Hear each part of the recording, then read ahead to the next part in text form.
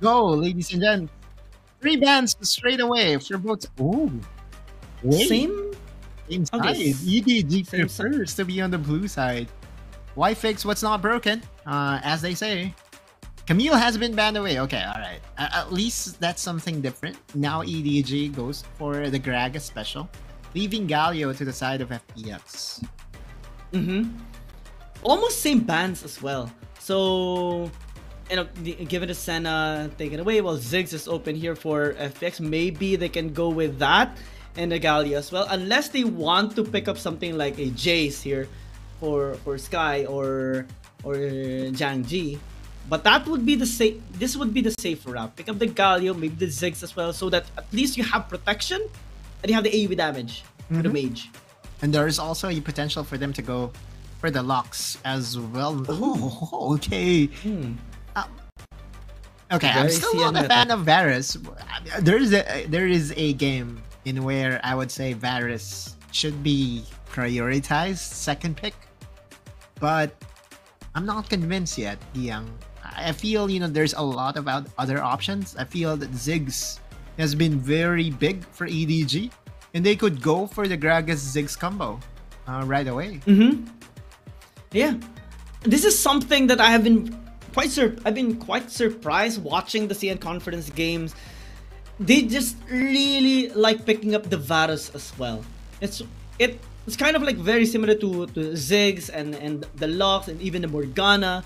They like picking up those champions too, and it does work for them at most of the times, and it does make sense a little bit for me. The only thing I see here in terms of perks would be, you know, having still the pokes, the clear, but the primary thing would be the chain of corruption. I think that's the most important thing that FPX is wanting to get right now, especially with the lineup that EDG is building. Did you know that Chain of Corruption is one of the most missed ultimate of all time? That's a random trivia, but that I feel is true. Whenever I play Varus, you know, all the times my Chains of Corruption goes wide. And I think even, you know, you would have the same sentiment, right? Like, oftentimes, it's so hard. This Varus, even in pro games, they don't connect as much as they want to. I'm just saying. But yeah, these are pro players, but that's a random trivia for everyone. Do not quote me on it because I just snatched it away from other analysts as well. But now we continue the banning phase. Olaf has been banned. The Akali has been banned. And I'm looking at EDG and does feel that Ziggs is still left open. Not anymore. FPX decides to take it away. Finally. Hopefully, a Sky picks up the Zed though again. We do see much better strength, maybe a much better synergy as well with the other champions they are going to be using. Because the first two picks I'm really liking. It's similar to the Karma Gragas that they had earlier. It provided so much stability in their lineup and room as well for them to make the plays across the map. And since they have the Zed and the Galio, the follow-up would be better compared to a while ago wherein Chao had to, you know, really lean in forward alongside with the other members of FPX just to gain, just to have a chance to follow through all those initiations. Ribbon would be nice, additional execution damage as well, and might as well just lock it off here for FPX. They're missing a lot of AP damage though. Look, what would be your last pick here, Gwen? Because I feel like yeah. Ooh, okay. There's the build actually on the Zed that I really like seeing in the CN Conference. Though it turned into a loss, the AP one, it's really entertaining because it's a... Yeah. I mean, you don't really have that much, you know, auto attack damage. But when you cast in your I think skills, it's EDG that's playing. It's alone that plays the AP Zeri. So luckily for us, it's not going to be locked in here, at least in game number 2. Our RGs are safe. And they would go for a more conventional approach and go for the Corki. Again, for FPX, where would be their AP damage? That one marksman that complements well this Varus? So none. Okay, well, Galio is still an AP champion, yeah, yada yada yada, but it's not going to be the same as the Galio paired with the Senna. He won't have access to, those AP damage items because he has to go tank. So looking at the lineup right now, EDG, again, to me, does have the better draft. Yeah, EDG definitely. I'm also loving their lineup here. The way they have designed this so far has been very, very good for early game and also late game. And if they just play this around safely and try to avoid Sky and Jiangji and prevent Fado as well from scaling up or getting some sort of kills, just like in game number 1, then it would be a similar game again, since we have seen the discipline already of EDG and how they actually avoid those ganks coming in from Jiangji, from Chao, and from Sky. Negating those pressure just puts a lot more benefit towards their intended strategy in this game. FPX has a lot to prove here, Giyang, because they need to extend this series, right? Like, one more loss means that EDG would be getting the 1-0 up against the proud team of FPX. We have to remember that FPX is one of the teams that really cemented themselves as the best teams in Wild Rift. During WRL Season 1, they were the first placer. During the last Icons Global, they were the 3rd to 4th placer. So on paper, history-wise, I would say that FPX does possess the better record, but at least in this series, EDG has the leg up.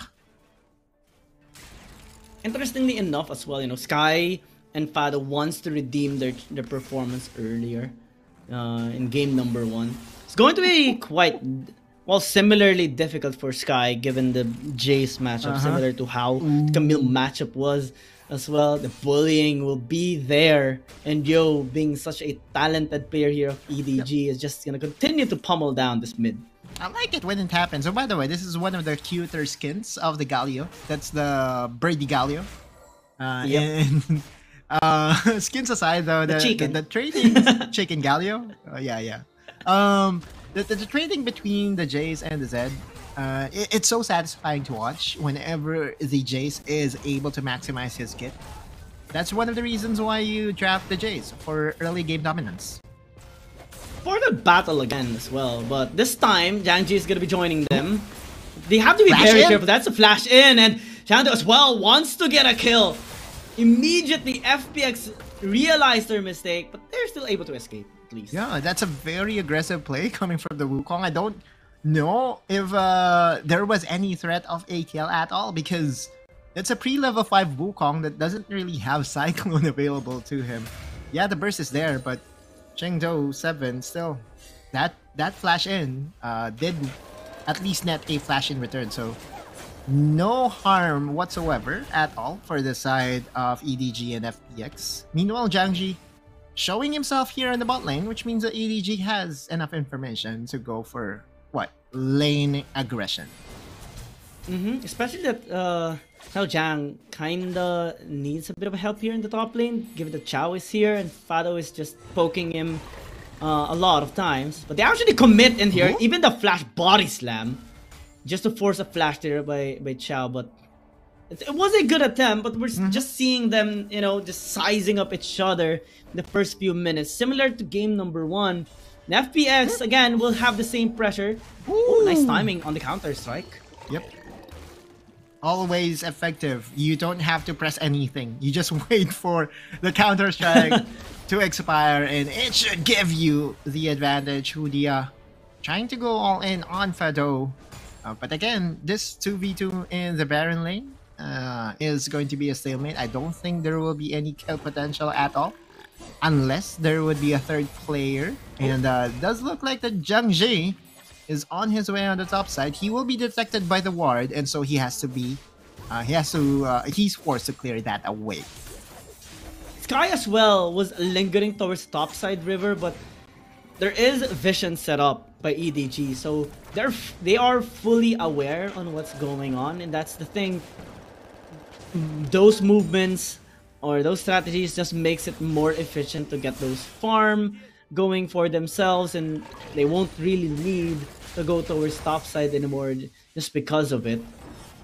As the game progresses as well, it's going to be very similar to game number 1, wherein FPX, the Zed will fall off eventually, and it's going to be very difficult for him actually to have a target here. Maybe alone, but later on he's going to be having that Zonius as well. And we all know how Alone played game number 1. Doesn't really care about stasis. Went for it, 4th item buy. Oh, grand challenge. Oh, yeah, Zhang Ji is here as well. Ooh, he's waiting, he's waiting. Oh. Xiao Zhang the flash. Ooh. He wants to stay safe. He's looking for or calling for reinforcements. Yep. I know he's here, but yeah, FPX already fell back. I feel that Zhang Ji could have waited at least 1 more second in order for Zhang to be more closer to the honey fruit, because that was what he was waiting for, right? Like he wants Xiao Zhang to collect the honey fruit and then he will go all in. But then again, just, you know, small plays that I feel that FPX would revisit after this game and would say, hey, we could have gotten the kill at this point, right? And in this low kill matchups, every kill counts, every kill matters. And it's just has been a really steady, slow, but you know, we have seen them checking onto each other for the past 5 minutes. This time with objective spawn, it is imminent that a fight will occur, especially as both of these teams want to get this Infernal Drake, best possible Drake to start up this game actually. And FPX, this is where we will see a possible potential of how the virus could have an impact in this fight. Did this this champion become a good pick? Upside, Xiao Zhang. Oh, wow! God, that was Wow, fast. Hello. That is surreal. That was the best display of Fiora's ultimate skill kit ever made. As we see Chao going in. But they're not done.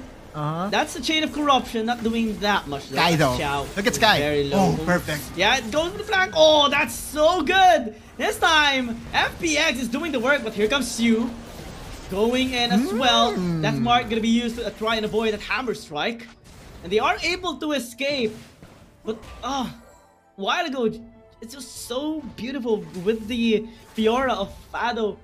That is a play that we basically see on social media. Yeah, of course, like TikTok, right? Like you have to share it on social media whenever you do that set of play. But again, this is what we are trying to look from, or this is what we were waiting for from a FPX. Zed coming from angles in where he's undetected, going for flanks, assassinating primary targets, and this was what was missing during game number 1. FPX, though, showing signs of life. Oh, let's see, though, my if this time God. Xiao Zhang can win. Oh, well, Fan was just so clean this time. And, well, another fight gonna be breaking out.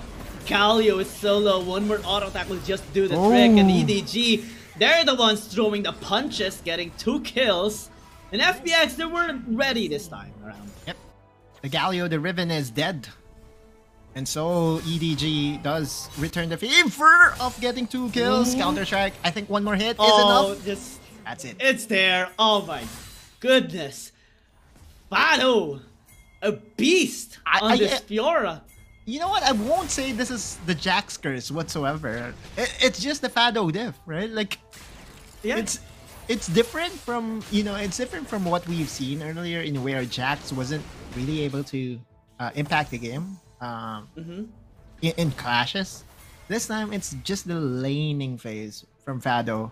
That's really the difference maker, at least in this game.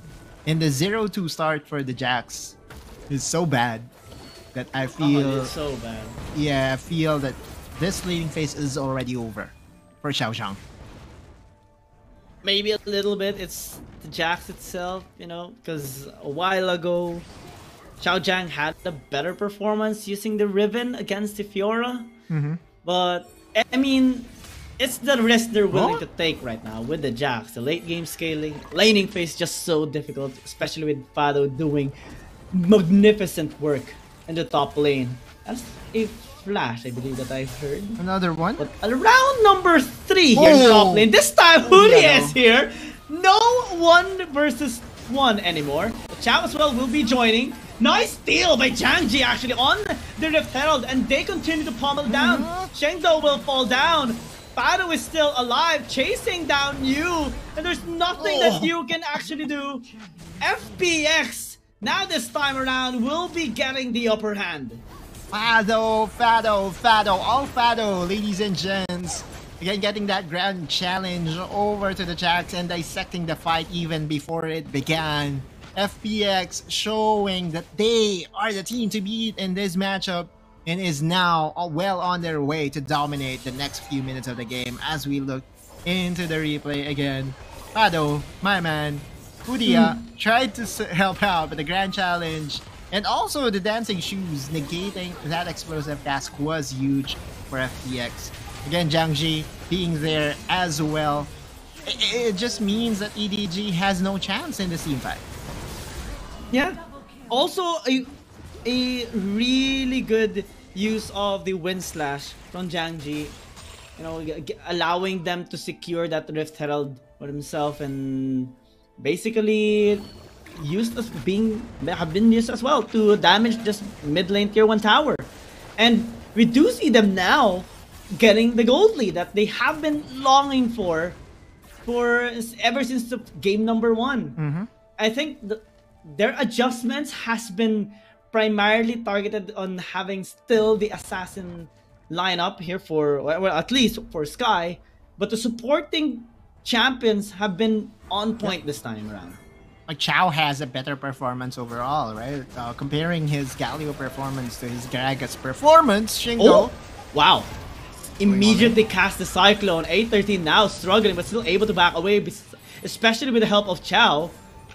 That will be ended in a flash, but Jiangji might want some more, as Fado is also wanting more. I mean, there's nothing that Xiao Jiang can actually do. Hudea wants to help out. It's a 2 versus 3, but suddenly here comes Xiao in the midst of it all. Alone is here, but I don't think they can actually win this. They're fighting for the blue buff, but FPX is actually having much more aggression.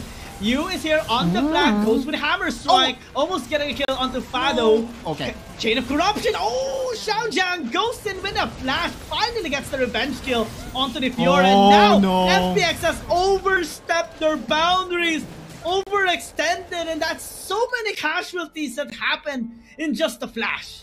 And a big swing for EDG, an overextension by FPX. There's no reason for them to be there at that point. You being there at the right place at the right time, going for the accelerated shock blast, really decimated the health bars of FPX. And in just one team fight, the fight has swung back in the favor of EDG. Let's look back as to what really happened there. This is the overextension that we are talking about, right? Overstay. In fact, Jiangji going in. There's no reason for him to go in. Greeting out the blue buff. Why though? Like, why? Why? Oh, right? Like that's the thing. No reason. And Xiao Zhang again. By the way, lost in all that, the miss on the chains of corruption. I did say that, you know, it's the most missed skill shouts of all. And we're seeing it as well. Yep. Oh no. Round number 3 though, as they fight once again. Hero's Entrance actually landing onto 2. And Jiangji doing the work, but here we see Xiao Jiang starting to pop off, getting another kill. This time around onto the Fiora. Ragaso gets blown up there. They have to pay due respect this time. Sky is actually looking for more? Well, yeah, he has the shadow. Deny easily by the Wukong's presence, right? By Shingdo being there. But look at the dragon count here, Kiyoung. We all know the 3 dragon win. What? Oh, okay. Oh, it's goes it! No! Okay, it's a 1 for 1. 1 for 1. Okay. A big shutdown as well. Towards Alone. Yep. And that is a worthy kill by Sky. It's those are the exchanges in where I thought it was an outplay, but at the end of the day, it was an outplay for both sides. And EDG still comes out on top by getting another tower for themselves here in the bot lane. I thought for a second that FPX found their groove, but with one botched team fight in the blue quadrant of EDG, things are looking grim for them once again. 2 dragons on the side of EDG, good scaling as well, with the Corki being on their side, and the Jax as well. My god, like FPX, not really the best showing so far. We saw them getting some wins already earlier, but I guess that caused them to be a little overzealous, overextending, you know, overstaying as well, and EDG just had the better angle at those times just because of that overextension. Now it's another nightmare for Zhang. It's harder nice, now. Use off the wall. Oh, but Zhang Ji. Oh no. Uh-oh. Ultimate already expired, but the counter-strike should be available now. You?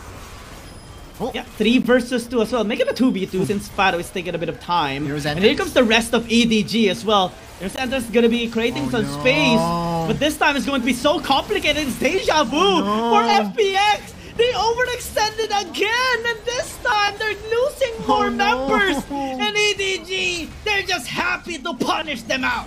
That's 4 people dead for the side of FPX. And again, this is why I'm not a fan of Varus. Varus does not have any mobility spell at all. Chengdo going to die to Sky, but that's, you know, the exit kill. That's consolation prize. As we look into the replay, Xiao Zhang saw A13, and there is no reason for Xiao Zhang not to go all in with a counter-strike available. Stasis being popped, flash towards where A13 had nowhere to go, and that's already, what, a huge amount of damage from FPX gone in an instant. EDG just wiped the floor off in this team fight. Mixed intentions as well, because Fado wanted to take the tower down first. And it was actually zoned away since there was no wave connecting to the tower just yet. So those minor mistakes just became a big blunder for FPX in general. And, well, Xiao Zhang, 1v1 against Sky, not gonna be having a bad time anymore. But here comes Chao and Zhang Ji. Teleport? Well, they really want to take down Xiao Zhang. They really want to, but they're just causing a lot of, you know, problems more onto these fights. And, well, they will be able to back away alive this time, but still that is a lot of effort just to try and take down the Jax. You know what, Giyang? I feel there's a change of wind in this game, right? Like, earlier, pre-5 minutes, everything was quiet. But after, you know, the team fight in the blue quadrant of EDG, everything went more aggressive. Looks like we have another fight. Yeah, Shield of Dawn gonna be missing, but Chain Corruption will connect this time around, and boom! Let's go! The piercing arrow definitely pierced through the heart of the Wukong. Gets a second kill as well. And FPX, this time they punish the overstay of EDG. But, I mean, they have a lot of resources already, so, I mean, they're just okay. What's with blue buffs this game? Like, overly contested, over prioritized by both the squads. And look here, FPX again. The blue buff to them is like a win condition that, you know, to the level of the dragons or the barons. Yeah, like EDG. Oh, wait. This is scary for EDG, for FPX. They're gonna be spotted out alone, and you are here. Actually jumps in. Well, the Jace gets blown up. Here comes the teleport from the Jax, but they already have taken the Barons, and they're now split up. Here comes Hudia as well, going in. Hero's entrance, big defense, and Hudia falls down. Xiao Zhang now is all alone, and there's absolutely nothing they can do. Big call by FPX. And the big win as well now, Xingdo cannot do anything. Yes, he could contest this dragon, but Fado is on his way to take down the base of EDG in one big swing. Even the Corki is going to die alone. Oh no way! Home alone. My guy is going to die here. Should die. All right. Chain of Corruption did not connect, but this time FPX. Oh my god! What just happened there? EDG is being so messy at this late game, and FPX. Oh, okay. Wait, Shang Dao wait. will get. Oh, okay. Can he actually get a double? Will he No! get a double? He does get it with the help of you. And this game is still alive. Okay. The game is not over. Udia alive, you alive as well. And so now EDG should calm their nerves and go for the third dragon win condition. We all know that 3 dragons really boosts your win rate by a lot. I know that the inhibitor tower on the top lane is already down, but EDG on their way to secure the third dragon. Dangji is here. Just waiting for an opportunity to strike. Over just by Was the he blast detected? but Oh, there you go. There you go. They will funnel onto him now. Here comes the hero's entrance, but the other members are actually too far away, so they have to stall out. Chain of Corruption is going to be thrown out. Try and stall it in, but the Riven will still die. A13 doesn't have a flash anymore. One more? Nice Okay, body done. slam, and they will get the kill. Ocean Drake as well was taken by ED. Such a messy fight. Sky now joining in the mix. I think that will just be able to survive, but FPX, it was just such a scattered fight for them. You know what this game is? It's a game of throws. Game is Both of them have the firm hold of the win, but in one overstay, in one overcommitment, it just changes the tides of the game overall. Shengdo and you wisely checks out the bush here, and was able to find the integral target at the primary target. That's the jungler down. Zhang Ji being down means there's no smite contest at all. And Xiao Zhang, again, this is still the late game Jax that we're talking about. We may be memeing around the Jax curse and whatnot, but come late game, Jax is still very scary. It's still a deadly champion, especially in a 1v1 sense. FPX, EDG, they have been making a lot of mistakes on and on again all throughout the game, but this time it will only cost you, I mean, it will only take one mistake, one big mistake for the game to end, because Elder Dragon is up this time. We're at the 20-minute mark. Baron is also going to be available in the next 10 seconds, and they should be a lot more, you know, stable now in a sense. They're planning a 2v1 special. Look at Fado. He wants to go in. They want to finish this game. There. Oh, denied! Oh no. They thought it was going to be a 2 versus 1, but you was actually sitting there in the mid-tier, mid-inhibitor tower. And with long death time, it's 40 seconds. This gives EDG a chance.